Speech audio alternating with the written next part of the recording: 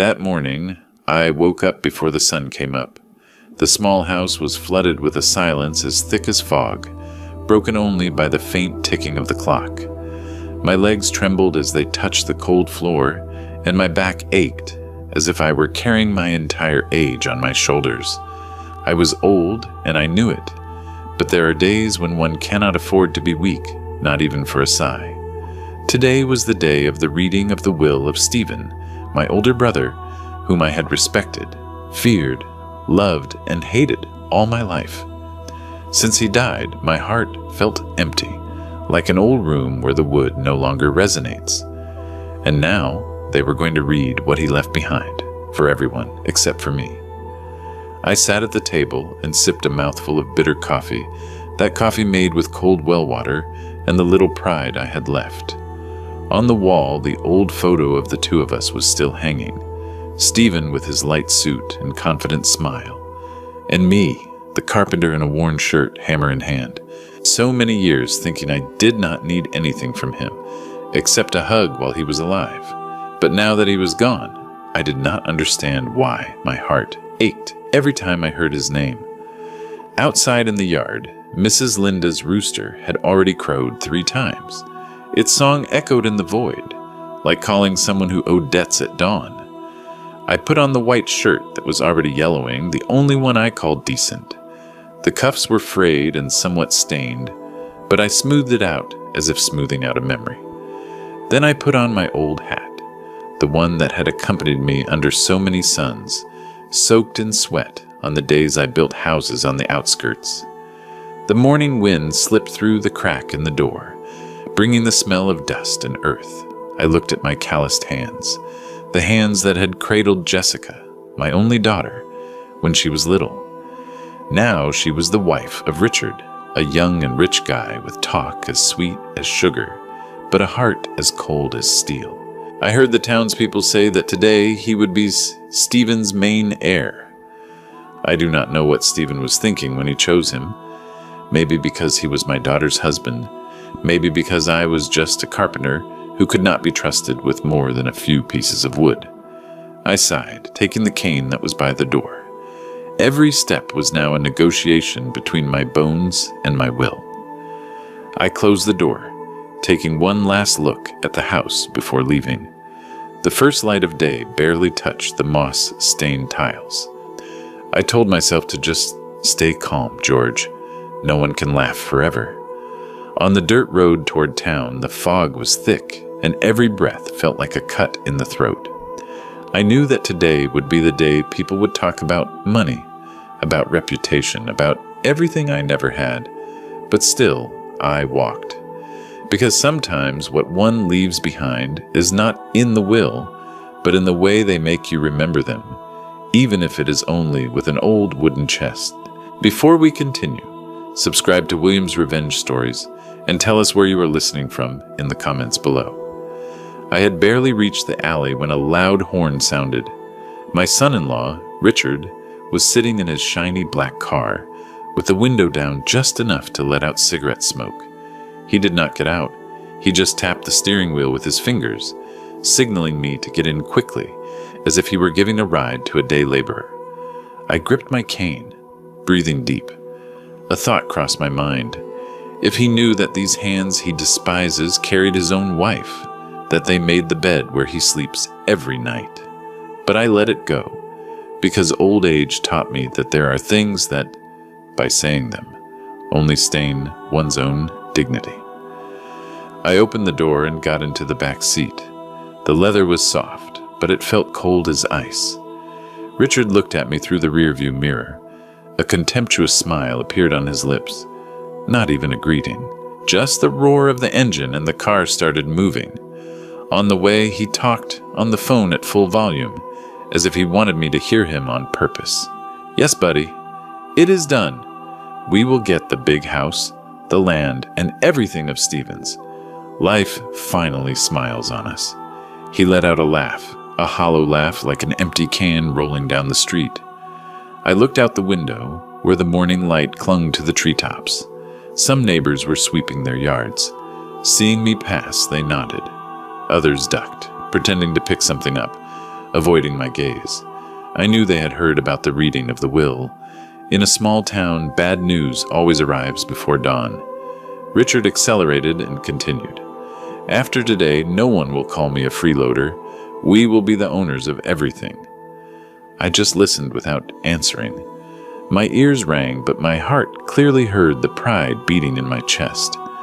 I turned to see the field in the distance, where the first rays of sun illuminated the dry grass. Many years ago, Stephen and I had crossed that same field, arguing over a small piece of land. Back then, I gave in, leaving it all to him. Now, everything bore someone else's name. When the car approached the center of town, Richard stretched, adjusted the collar of his impeccably white shirt, and put on a little more perfume. Meanwhile, I just lowered my gaze to my hands, covered in the dry cracks of a carpenter. Between the two of us, there was a distance that was not measured in money, but in gratitude. Upon arriving at the law office building, Richard parked right at the entrance. He did not open the door for me. He just said over his shoulder, "Get down quickly, father-in-law. We do not have all day." I got out slowly. The sun reflected on the shiny bodywork blinded me. I heard some murmurs from passers-by. "There goes the poor brother. He did not even have enough for the funeral." I straightened my back, adjusting my hat. If they wanted to see a poor man, I would show them a poor man, but not a miserable one. And so I entered, next to Richard, who smiled as if he had already won at life, to hear the reading of the will that would divide my family forever. The lawyer's office was packed. The smell of expensive perfume mixed with the smell of damp shirts from those squeezing in. The white light from the ceiling fell like a spotlight on every face waiting for luck to fall on them. Richard took a seat in the front row, next to Jessica, my daughter, in an elegant dress I had never seen her wear to go home. I stood at the back, leaning on my cane, trying to find a place, but no one gave up their seat. Perhaps they thought I was just passing through. The lawyer's voice rose, grave and slow like a church bell. "On behalf of Mr. Stephen Roberts, we proceed to the reading of the will." The whole room fell silent. His voice boomed, listing every property. The big house in the city, the lands on the outskirts, 3 classic cars, bank accounts, and an investment fund called Roberts Brothers. I listened, every word falling on my chest. Everything Stephen once said would be for both of us was now just a promise carried by the wind. Richard smiled, his hand squeezing Jessica's, as if declaring his victory. I looked at my daughter. Her eyes shone, but she did not dare look at me. I understood. Sometimes people feel shame, even when they get what they want. When the lawyer closed the first sheaf of papers, the air in the room seemed to lighten. Some were already getting up, preparing to give congratulations, but then he stopped. He took out a smaller, old paper with yellowed edges. He sketched an indecipherable smile. And finally, for his younger brother, Mr. George Roberts, he leaves an antique wooden chest. The room plunged into a second of silence and then exploded in laughter. Their laughter sounded like knives cutting my ears. Richard threw his head back, laughing louder than anyone while patting the guy next to him and saying, "See? Even dead, old Stephen has a sense of humor." I did not laugh. I only felt my heart freeze. I looked at my hands. I remembered the day I gave Stephen the first wooden box I made. He told me, "George, you have hands to create, not to keep." Today, he himself left me a chest. The lawyer continued with a solemn voice. "The chest will be delivered immediately to the beneficiary." Richard leaned into Jessica's ear and whispered, "At least it will serve to keep the nails from his workshop." Both laughed quietly. I leaned on my cane, got up, and moved forward to sign. Every step sounded like a hammer hitting the wood of a coffin. When I received the chest, my hands trembled, not from fatigue, but from the weight. It weighed as much as my entire past. Around me, gazes followed me, some with pity, most with mockery. Richard leaned in, saying in a low voice so I could hear, "Useless old man, not even death left you anything." I stared at him. My voice was hoarse but clear. Sometimes, son, what has worth is not weighed in money." He laughed with disdain and turned around.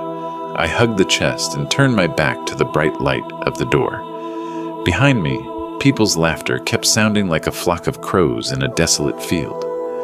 Ahead, there was only the dusty road and my aging shadow, carrying a legacy whose value no one had understood yet. I left the law office.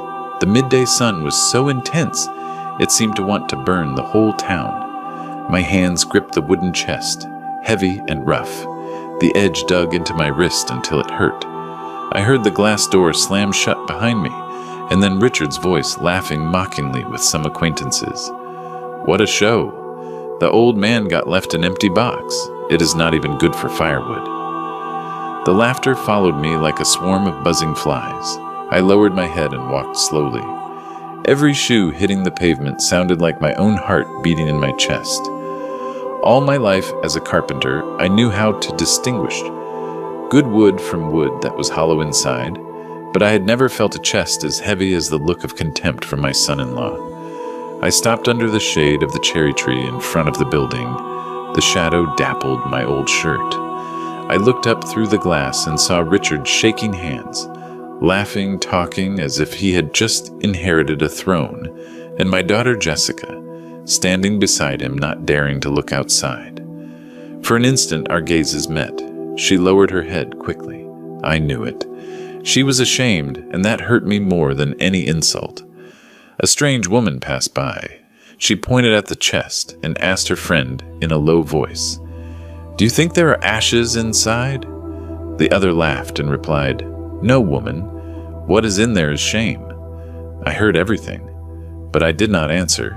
The silence of an old man weighs more than any protest. I pressed the chest against my chest and turned toward the main street. The wind blew hard, dust mixed with sweat, stinging my eyes. Every person I crossed looked at me. No one said anything, but I understood that in their heads they had the same question. Why would Stephen leave him only a chest? In a place like this, knives are not needed to hurt someone. A look is enough. Upon arriving at the parking lot, I saw Richard open the door of his car, leaning back in the seat, still smiling. I passed by him, and he did not bother to hide his disdain. "Take care of your treasure, father-in-law. Do not let it rot before you do." I stopped for a second, not out of anger, but out of pity.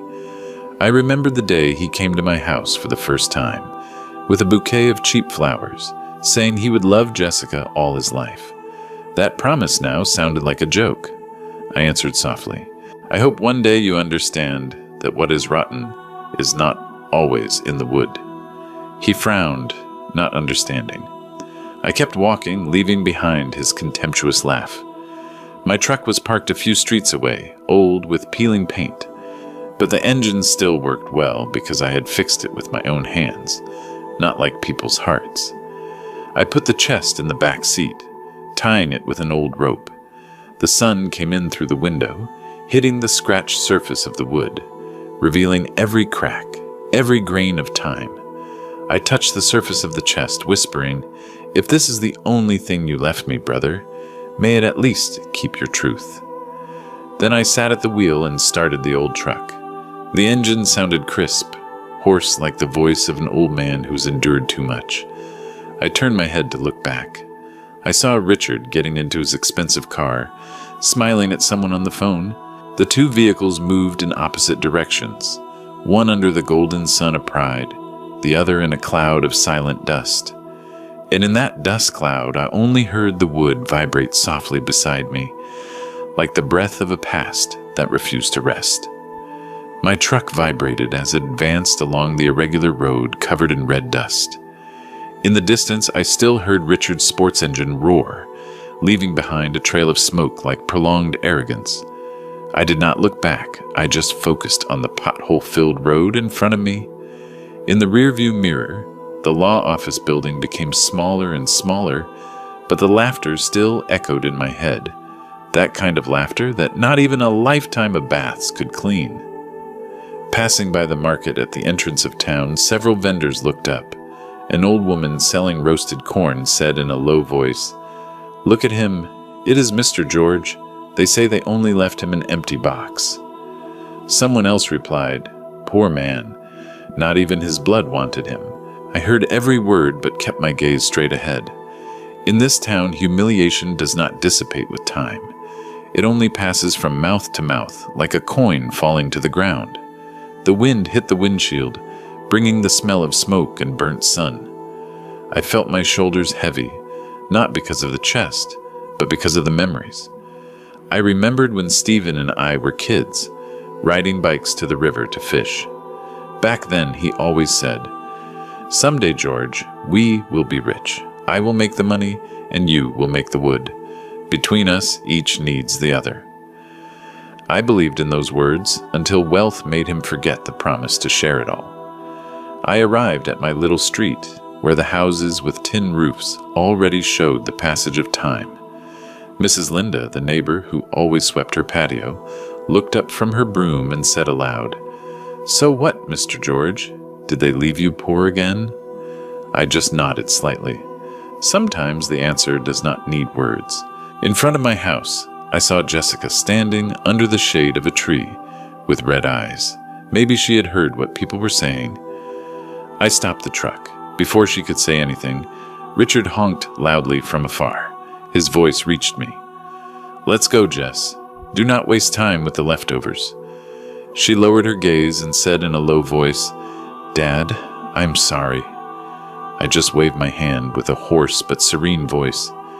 "Daughter, do not worry. He who is in a hurry to leave is because he does not know how to stay." She bit her lip, turned around, and walked quickly toward the car. I watched her as the wind lifted her dress, and then the car door slammed shut. Richard accelerated. The car took off, raising a cloud of red dust. I opened the door and took the chest out of the back seat. The old wood hit my knee softly, producing a dull sound. I left it on the patio, wiping off my sweat. My small house was simple but peaceful. It smelled of pine, machine oil, real life. In a corner, the table I had made for Stephen was still there, covered in dust. I looked at it, and then I looked at the chest, both made by my hands. But one was loved, and the other was an object of mockery. I dragged the chest inside. The wind closed the door behind me. Outside, children ran and shouted. Chickens clucked. A bicycle bell rang in the distance. Everyday sounds that today felt strange. I sat on a chair, my hand still on the lid of the chest. I no longer felt anger in my heart, only a silent question that resonated. If this is the last thing you left me, Stephen, what did you want me to learn? That night, the wind blew hard against the tin roof, bringing the smell of damp earth and distant barking. I was sitting alone in the silent house, with the only company of the flickering flame of the oil lamp on the table. The wooden chest rested in a corner, its shadow lengthened on the floor like a sleeping animal.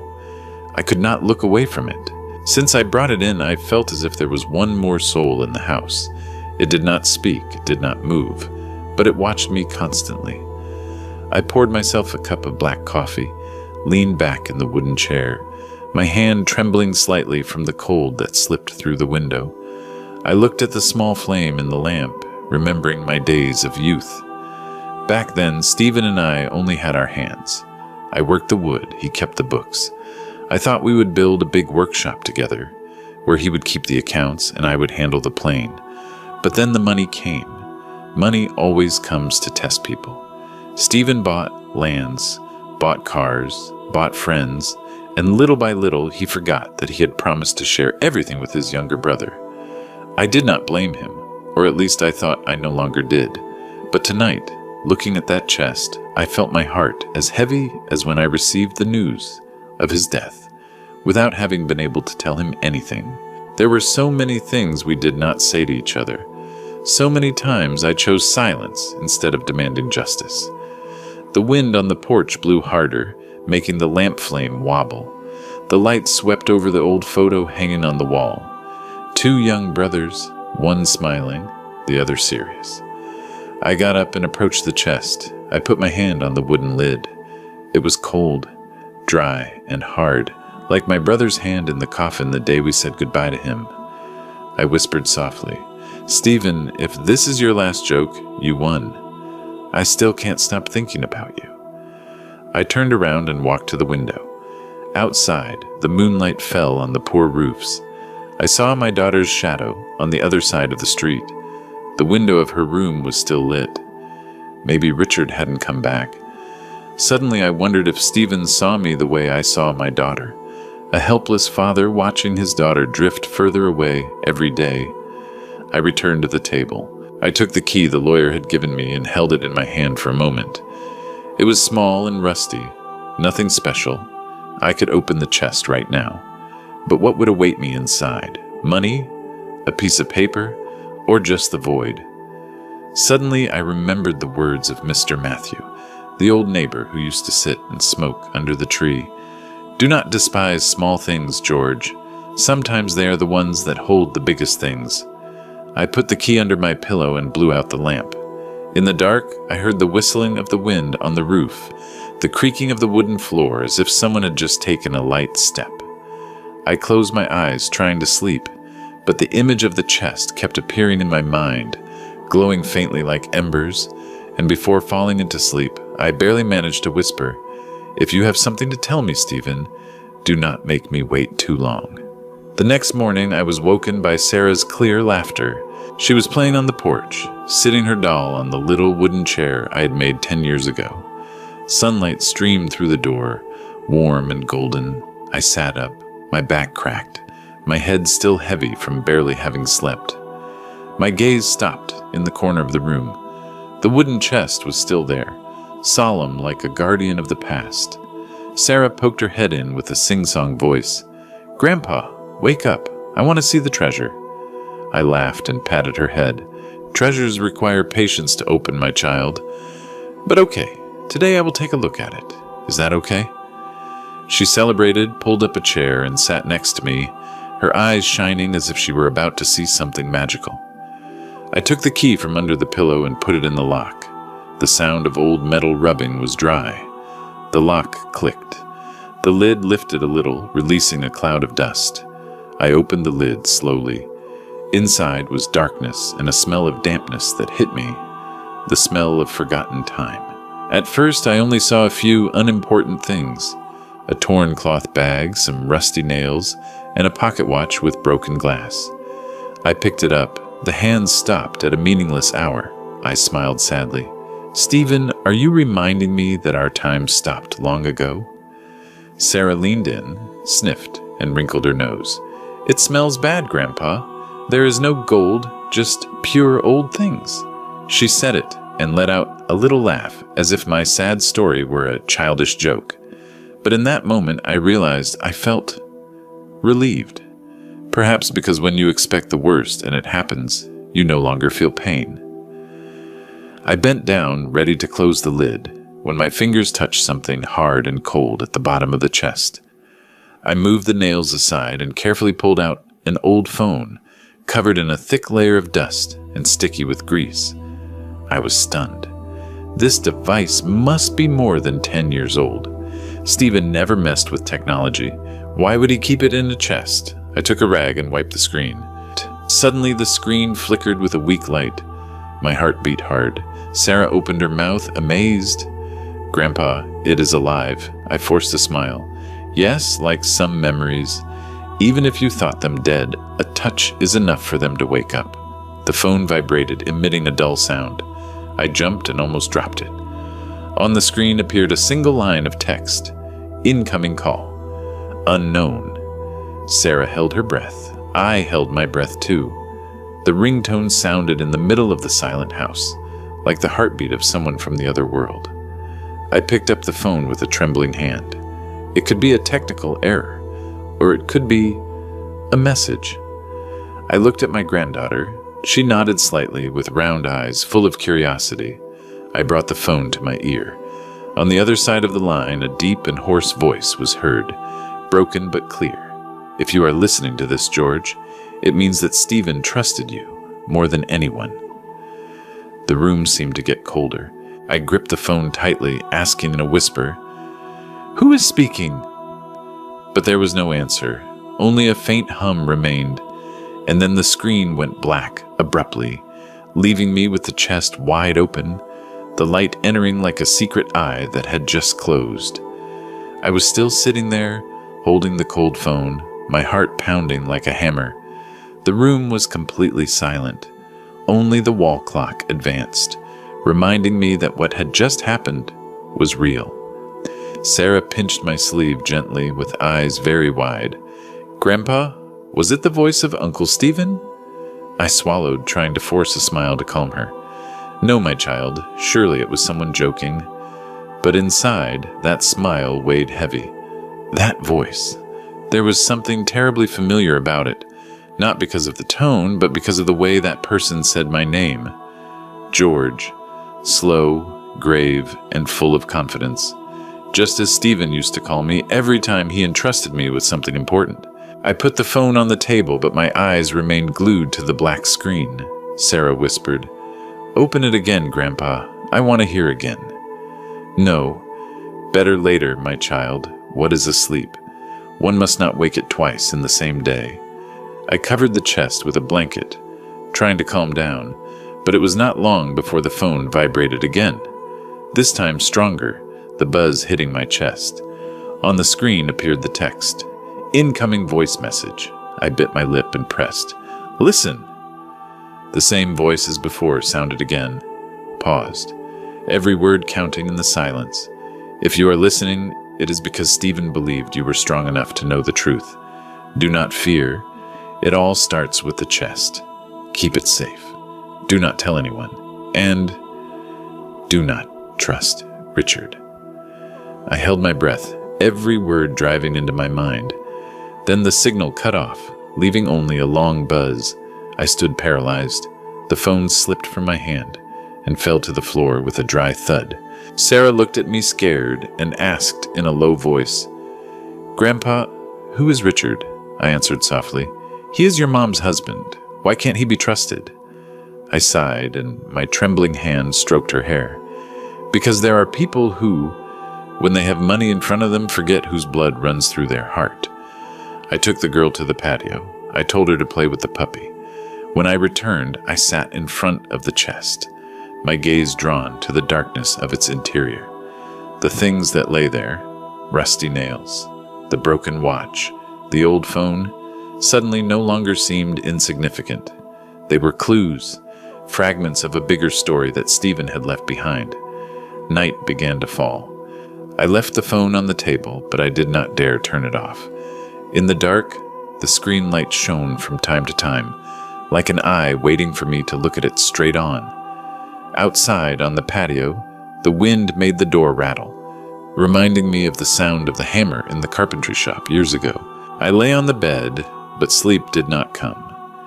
Every time I closed my eyes, I heard Stephen's voice, again, warm but distant, saying in my head, "George, I never forgot you." I sat up suddenly, cold sweat soaking my back. The room was silent, but my instinct told me that call was just the beginning, and what Stephen wanted me to find was still waiting somewhere, hidden in the dark, or inside the very chest everyone had mocked. That night there was no moon, only wind and darkness tangling together. I was sitting at the table, the flickering light of the oil lamp illuminating the motionless phone. From time to time, the screen emitted a flash, like the tired breathing of someone trying to stay alive. I thought about turning it off, but something in my heart did not let me.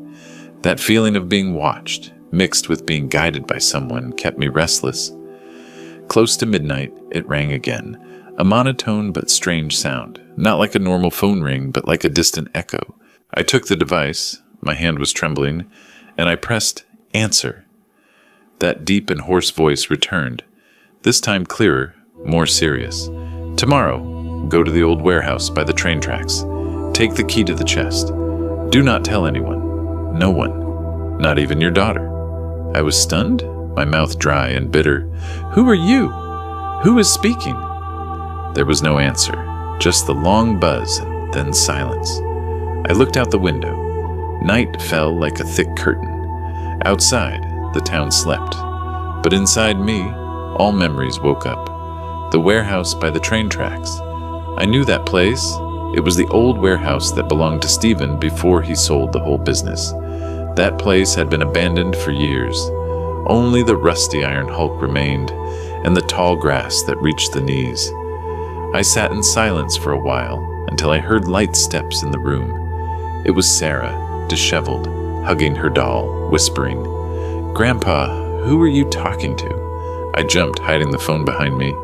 "With no one, my child, I was remembering Uncle Stephen." She rubbed her eyes, nodded, and rested her head on my shoulder. The warmth of the girl returned a little calm to me. I took her back to bed, tucking her in well. When I got up, I saw the chest still ajar. Inside shone the cold metal of the rusty nails and the broken watch. I asked myself, is Stephen testing me, or did he leave me a confession? The night became eternal. I could not sleep. The wind slipped through the cracks, bringing the distant sound of the night train, a deep, long, and sad sound like the sigh of the past. I poured myself a little moonshine. I took a drink that burned my throat. I sat watching the phone, debating between believing and not believing. But then I thought, if this is a trap, I need to know who said it. I took the paper that said, "Do not trust Richard," and kept it in my shirt pocket, along with the small key to the chest. Outside, the night began to dilute. The grayish glow of dawn filtered through the door. I got up and told myself, if you have something else to say, Stephen, tomorrow I will hear you. I left the phone on the table like a witness. I blew out the lamp. In the dark, the weak blue light of the screen turned on once more, without a ring, without a message, only showing a blurred line of text. "See you tomorrow." The next morning, as soon as the rooster crowed, I was already awake. My eyes burned from lack of sleep, but my mind was strangely clear. I put on my old coat, buttoning the collar well. I kept the key in my chest pocket and put the phone in the inside pocket. Outside, it was barely dawning. The fog still covered the tin roofs. In the kitchen, Jessica was preparing coffee, her voice hoarse from having cried the night before. She looked at me with a hint of surprise. "Where are you going so early, Dad?" I forced a smile and answered slowly, "To the cemetery, to visit Uncle Stephen's grave. It has been a long time since I went." She nodded without asking more questions. I knew she thought I was going to look for a little peace after the humiliation of the previous day. But I said nothing more because sometimes the truth is so strange that it scares people. I went out to the patio. It was cold, the smell of damp earth mixed with that of coffee. Sarah ran after me, hugging her doll, with crooked braids and bright eyes. "Grandpa, I'm going with you. I want to say hello to Uncle Stephen." I bent down and hugged her, feeling a pang in my heart. "No, my love, today I'm only going for a little while. When I come back, I will tell you what Uncle Stephen told me, okay?" She nodded and shouted at me as I walked away. "Do not forget to bring me a flower, okay?" "Yes, I promise." I went out to the street. The fog covered everything. The sun was still hiding behind gray clouds. The familiar sound of a car engine made me turn. From the corner, Richard's shiny black car approached, slow like an animal stalking. The window went down. He smiled, with a voice sweet but cold. "Where to so early, father-in-law? Still looking for treasures in your empty box?" I answered calmly. "No, I am going to talk to someone you could never understand." He arched an eyebrow. "Stephen? How ironic, right? He left everything to me, and you still defend him." I said nothing. I just turned around. He shrugged, pretending to laugh, but in his eyes shone a flash of suspicion. I got into my truck and started it. Through the rearview mirror, I saw him standing there, with his hands in his pockets, his eyes following me. I took the dirt road out of town, but I did not feel calm. At every curve I looked in the mirror. The first time there was no one. The second, everything quiet. But in the third curve I saw the flash of headlights in the distance, glued to me. Richard. My heart raced. I tried to slow down. Then I turned onto the road that surrounded the sugarcane field. The black car followed me, keeping its distance. I understood that he suspected, Maybe he had heard something, or he simply could not stand the idea that I, the poor devil, could have something he did not know. The road was narrow, flanked by whispering trees. I drove slowly so he would think I had not noticed him. When I reached the curve near the abandoned warehouse, I accelerated suddenly and turned into a muddy alley between two brick walls. I turned off the engine, stopping in the dark. The wind blew through the rusted tin roof like a whisper. A moment later, I heard his car pass by. I saw the light sweep the entrance of the alley and then disappear. I let out the air, but a bad feeling grew in my chest. Today, whatever I found, Richard's shadow would not leave this story. I held the key in my pocket, the cold metal against my fingers.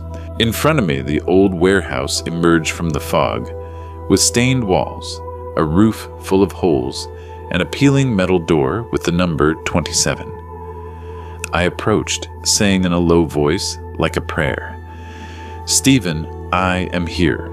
Now tell me, what did you want me to see?" I stood in front of the rusty iron door. The number 27, painted in white, was almost erased, barely visible like an old memory. The wind blew from the train tracks, bringing a smell of metal, dampness, and cold, which made me shiver. I squeezed the small key in my hand, my palms sweaty. In the distance, the whistle of the first train resonated, long and deep like a call from the past. The rusty lock resisted every turn, letting out sharp squeaks. I had to use both hands, pushing with all my strength, until suddenly, with a crack, the bolt gave way.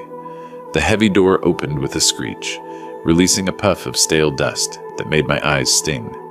The weak light from outside filtered in, revealing a murky space full of shadows. I entered. The smell of old oil, rusty iron, and time hit me immediately. The dirt floor was covered by a layer of dust so thick that every step left a deep footprint. A few spiders ran hurriedly along the beams, their webs covering the corners of the ceiling. I turned on the small flashlight I brought. The shaky light swept a row of rotten wooden barrels and stopped in the middle of the room. There, right in the center, were 3 metal trunks placed in parallel, as big as half a man's body, each engraved with a large E, a skillful stroke, although rust had already eaten it away. I stopped. My heart beat fast. The E. Stephen, it could not be a coincidence. On a nearby wooden table, covered in dust, was a yellowish envelope. I approached, blowing off the fine layer covering the paper. A line of text appeared, written with the familiar handwriting, slightly slanted. "For George." I opened it with trembling hands. Inside was a folded sheet. The writing hurried, the ink slightly run. "Brother, if you are reading this, it means I have already left this world. Do not fear and do not be angry with me. The true fortune is not in what Richard brags about. It is here, in your hands, the only one I trust, so that greed does not destroy everything. Protect it, and forgive me for having forgotten the promise we made." I held the paper. My heart ached. "Forgive me?" That word was like a knife, but also like medicine. I read it over and over again. Every stroke was like my brother's hand on my shoulder after so many years of silence. The wind blew hard, making the paper tremble. I raised my head and looked around. The flashlight beam passed over every iron trunk. Each one seemed to contain an imprisoned breath. I did not open them. It was not the time yet. I feared that if I did, I would lose the little faith I had left that this was just a dream. I stepped back, leaning against the wall, breathing deep. At that moment, a soft sound came from outside, the crunch of tires on gravel. I turned off the flashlight. My heart shrank. Through the crack of the ajar door, I saw the light of headlights sweep the area and stop. A shadow got out, tall with a light coat and a familiar walk. Richard. I held my breath, sticking to the wall, squeezing the letter in my hand. He stood outside, looking around. Then he lit a cigarette, the smoke floating inside through the crack. The smell of tobacco mixed with that of old iron, almost choking me. He stood there a good while, as if waiting for someone. I heard the repeated click of his lighter, and then his voice, barely a murmur that the wind brought. "I know you are here, old man. Do not hide." I closed my eyes. The wind blew out the flashlight, leaving me alone with the 3 dusty trunks and the message resonating in my head. Protect it. Do not let greed destroy it. Outside, Richard remained standing, patient like someone who has smelled money. I knew that the game Stephen had left was just beginning. I held my breath in the dark, my back against the cold wall. Outside, Richard was still standing, pacing back and forth like a predatory animal. His footsteps crunched on the gravel. Occasionally, the tap of his cigar ash could be heard, and then silence. I could feel the smoke slipping through the crack, his familiar smell of tobacco, the smell of arrogance and lies. I looked at the letter in my hand. Stephen's words trembled under the dying light of the flashlight. "If greed finds you, you will know what to do." A shiver ran down my back. My brother had foreseen it. Maybe that is why he left this letter. Not so I would find gold, but to test those of us left alive. Outside, Richard tapped gently on the metal door. His voice rose, dragging the words, "Come on, old man. I know you are there. If there is something inside, it is mine too." Stephen owed it to me. I closed my eyes, breathing deep. In my heart, there was fear, pain, and a bitter laugh. The man Stephen trusted most was the same one who now wanted to dig his grave, to get a little more profit. He pulled hard on the handle. The door screeched. I jumped and quickly crawled behind the iron trunks, hiding in the dark. The door opened partially. The light of a flashlight swept the interior, passing over the dust on the table, grazing the 3 trunks and stopping where I had been standing. I held my breath, my hand clutching the wooden cane I always carried with me. Richard entered, his shoes crushing the thick layer of dust with a dry sound. He laughed with disdain, lowering his voice. So this was the old man's secret, an iron tomb. I heard him hit the lid of one of the trunks, and then a snort of anger. Locked with a padlock, of course. Stingy old man, even in death. I heard him breathe heavily, and then his voice sounded again, and this time lower, but full of suspicion. "If stupid George found something, he won't take it far." My heart beat hard. He turned around, then he stopped near the door, standing still for a long time. I felt he was sniffing the air, as if my smell of fear were enough to give me away. I gritted my teeth, trying to keep my breathing as slow as possible. Finally, he let out a little laugh, a frozen laugh. "Relax, old man. Sooner or later, everything you hide will be mine." He left. The metal door closed, leaving me in a thick silence. I did not dare move. I only listened until the sound of his car engine faded away, disappearing behind the curves of the dirt road. I sat up. My back hurt sharply. The warehouse plunged back into darkness, only interrupted by the whistling of the wind on the rusty roof. I turned on my flashlight again, illuminating the letter, rereading the words Stephen had left, as if whispering in my ear. Protect it. And if necessary, protect also the one who has not understood yet. I sat in silence a good while. Perhaps Stephen had not only left me this secret, but also a burden, the burden of compassion in a world that only knew how to measure value in money. I put the letter in my pocket, locked the warehouse, and turning around, I looked at the grayish sky. A first ray of light was breaking on the horizon. I whispered, like sending a message to my brother. "I saw it, Stephen. What you wanted me to protect was perhaps not gold, but the human part that still remains in us." The next morning, I got up when the sky was still covered in fog. In my shirt pocket, the iron key weighed like a promise. The 6 numbers, 150703, had been circling in my head all night until the first light pierced the curtain. I did not know if I was going in search of wealth or if I was following the shadow of my deceased brother. But of one thing I was sure. If Stephen had something more to say, today I would hear it all. I drove my old truck out of town. The road to the warehouse zone was deserted. Only the wind brought the smell of motor oil and rusty iron. Upon arriving, I recognized the row of warehouses numbered without order. some rickety doors, walls stained with green moss, and at the end of the road, between two cracked cement columns, number 14 appeared. Wait, the number etched in my memory was from the clue. But here, the one that the key fit, was this one. The door of this warehouse was different from number 27. The metal here was newer, the lock larger and solid. I inserted the key. It fit perfectly, as if it had been waiting for my hand. With a soft turn, a click was heard. The door opened and a current of cold air came out, making me shiver. Inside, a dim light illuminated 3 large wooden chests, covered with tarps. I approached and pulled the first tarp. Under the layer of dust, a flash of golden metal shone. I froze. Gold bars stacked neatly like bricks. I pulled the second tarp. Bundles of dollars tied with rubber bands, with international bank stamps.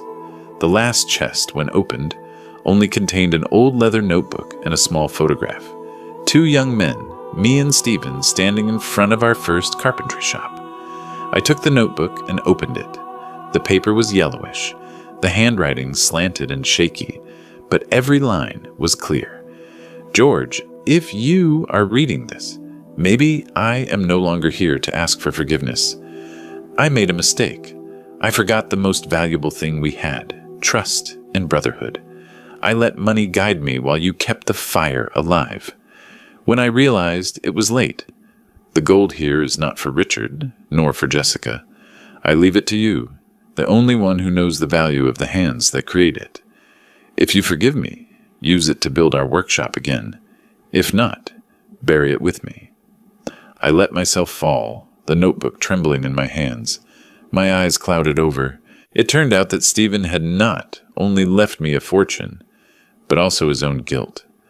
Wrapped in shiny but cold gold bars, I sat for a long time. The light entering through a small skylight illuminated the old photo. In it, Stephen smiled radiantly while I was serious, holding my hammer.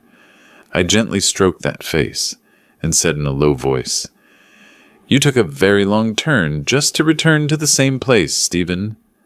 The workshop was where we were happiest.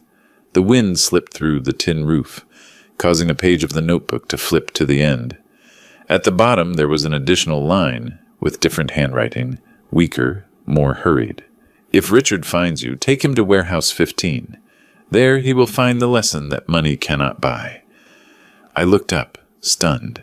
The wind outside seemed to blow harder, bringing the familiar sound of a car engine approaching, the crunch of tires on gravel. I knew who was coming. Richard. I closed the notebook and put it under my shirt. The shine of the gold did not make me happy. It only gave me a chill, because what Stephen had left was not just redemption, but a challenge, both for me and for him. I got up, staring at the door, still clutching the notebook. "Okay, brother, I understood. This is not a treasure. It is a mirror for the soul." The sound of tires on gravel became closer. I turned off my flashlight and backed into the interior of the warehouse, my heart beating hard. The headlight beams cut through the layer of dust, drawing stripes of cold light on the wall. A moment later, the metal door opened so hard it rumbled. Richard entered with his coat open, his penetrating perfume dominating the smell of metal. His eyes swept the place, his shiny leather shoes treading on the dust, leaving clear footprints. "So this is where he hid everything, huh, father-in-law?" He laughed with disdain, his voice loaded with contempt. "I knew it. Stephen trusted no one but himself. But of course surely he left his little brother the dirty work." I kept silent, watching him approach, his gaze fixed on the gold bars shining under the tarp, reflecting the light on his face. In that instant I saw how Richard's eyes opened wide, burning with a voracious greed. "My God," he exclaimed, his voice trembling slightly. "All this was mine, and you thought you would keep it." "It is not mine, and it is not yours either, Richard," I said slowly, my voice grave like old wood. "This is what remains of a man who wanted to amend his mistakes." He laughed with contempt, taking a step closer. "Amend mistakes? How naive, George. Stephen owed me this, everything. I was his trusted man. I was his family when you abandoned him. Family is not the one waiting to divide the loot, Richard, I replied, not looking away from him. If you think